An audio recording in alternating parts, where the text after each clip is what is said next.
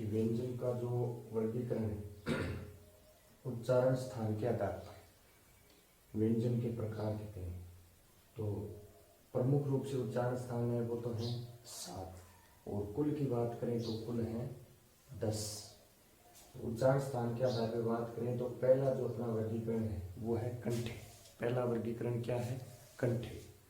कंठे के अंतर आते हैं कै वर्ग के पांचों वर्ग, कै खे गे घे और अंगे। इसके साथ है जो है वो भी इसके अंदर आता है और विसर्ग है वो भी इसके अंदर आता है और ऐया भी इसके अंदर आते हैं। दूसरा उच्चारण स्थान है तालव्य। तालव्य के अंदर आता है च छ ज झ ये और इसके अलावा ये जो है वो भी इसमें आता है और से भी इसमें आता है। ई जो स्वर है वो भी इसमें आते हैं। तीसरा उच्चारण स्थान है मूर्धन्य। मूर्धन्य के अंदर ट वर्ग के पांचों वर्ण आते हैं। इसके साथ साथ रे से और री ये भी इसके अंदर आते हैं। चौथे की बात करें तो चौथा है दंते। दंते के अंदर ट वर्ग के पांचों वर्ण आते हैं, उसके अलावा ल और से भी आते हैं। अगला ओष्ठ। ओष्ठ के अंदर प वर्ग के पांचों वर्ण आते हैं, इसके अलावा उ भी आता है और व भी आता है। फिर बात करें वत्स्य। वत्स्य के अंदर न ल और से और फिर अगला काकले। काकले के अंदर है। अब देखिए कुछ जो वर्ण है वो दो दो जगह है, जैसे न ल से ये दो दो जगह। तो यहाँ कोष्टक का मतलब ये है कि कोष्टक है वो इनका दूसरा आंसर होगा। कोष्टक वाला है वो दूसरा होता है। जैसे प्रश्न ये आ जाए कि न का उच्चारण स्थान है तो न का उच्चारण स्थान पहला क्या होगा? वत्स्य होगा। इसी प्रकार ल का उच्चारण स्थान वत्स्य होगा और से का भी वत्स्य। हमारे पास विकल्प में वत्स्य न होने पर हम इनका उत्तर क्या करेंगे? दंते करेंगे। तो कोष्टक वाला जो है वो है 2 नंबर उत्तर होगा। इस प्रकार ये तो 7 हो गए प्रमुख उच्चारण स्थान और कुल होते हैं 10। तो 10 की बात करें तो इनमें होता है दंतोष्ठ, यानी जो दांत और ओष्ठ से बोला जाता है। दांत और ओष्ठ से 2 वर्ण है व और फ। व और फ ये दोनों दंतोष्ठ हैं। इसके बाद बात करें जो स्वर बचे हुए हैं कंठ और तालु, जो कंठ और तालु से बोले जाते हैं, यानी ए का निर्माण होता है ए या आ के बाद यदि ई या ई आता है तो यहाँ ए आ जो है वो किसके अंदर आते हैं? कंठ के अंदर आते हैं और ई किसके अंदर आते हैं? तालु के अंदर। यानी ए आ तो किसके अंदर? कंठ के अंदर और ई किसके अंदर आते हैं? तालु के अंदर। तब इनका निर्माण क्या होता है? ए ऐ। तो इसलिए ये क्या कहलाते हैं? कंठ और तालु। इसी प्रकार कंठोष्ठ। कंठोष्ठ में आते हैं ओ और औ। जैसे कंठ में ये आ गया ए आ, क्योंकि ओ औ का निर्माण कैसे होता है? ए आ के बाद क्या आने पर? उ या उ आने पर क्या बनता है? ओ बनता है। तो इस प्रकार कंठ के अंदर ए आ गए और ओष्ठ के अंदर उ आ गए।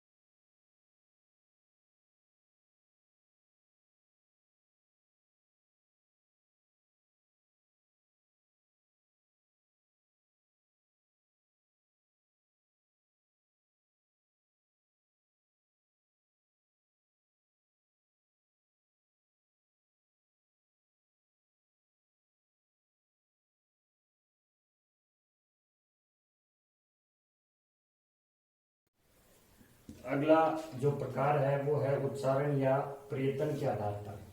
दो भेद थे, एक है आंतरिक प्रयत्न और दूसरा है बाह्य प्रयत्न।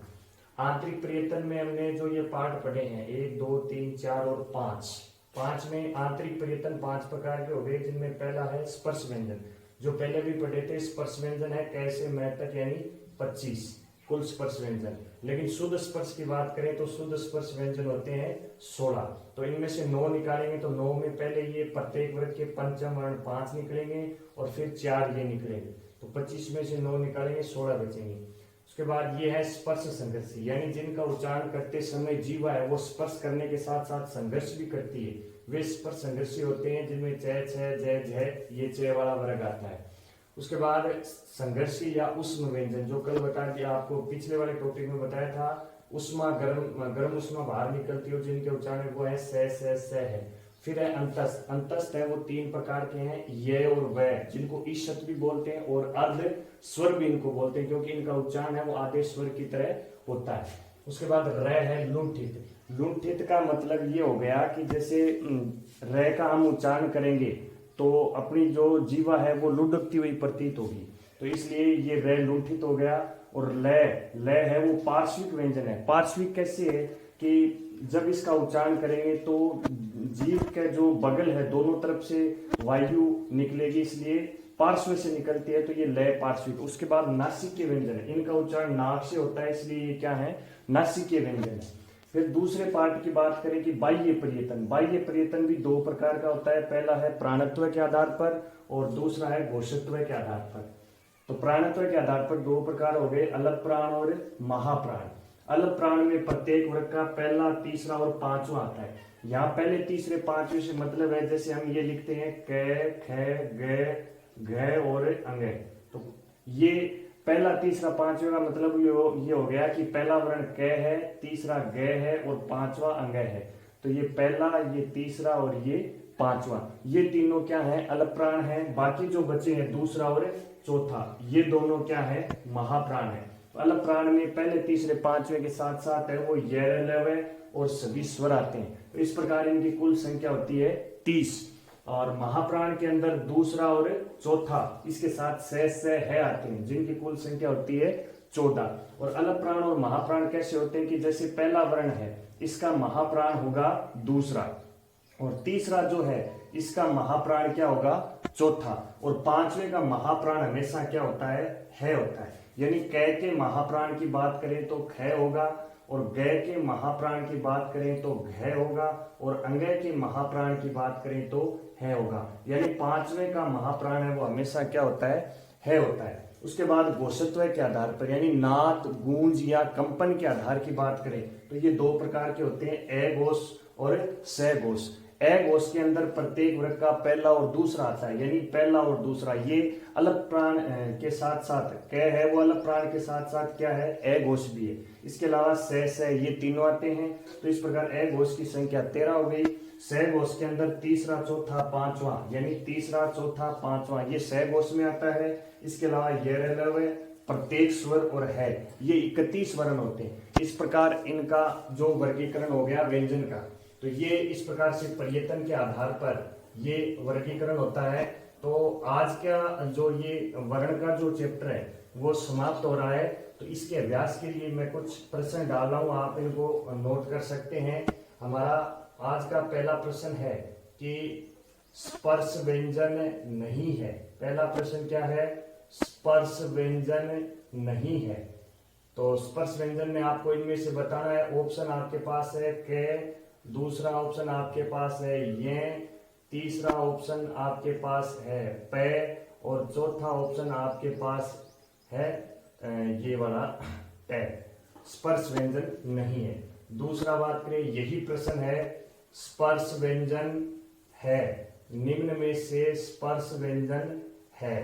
तो पहला जो आपके पास उपलब्ध ऑप्शन है वो है च, दूसरा उपलब्ध ऑप्शन आपके पास है झ, तीसरा उपलब्ध आपके पास जो ऑप्शन है वो है न, और चौथा आपके पास उपलब्ध ऑप्शन है वो है ग।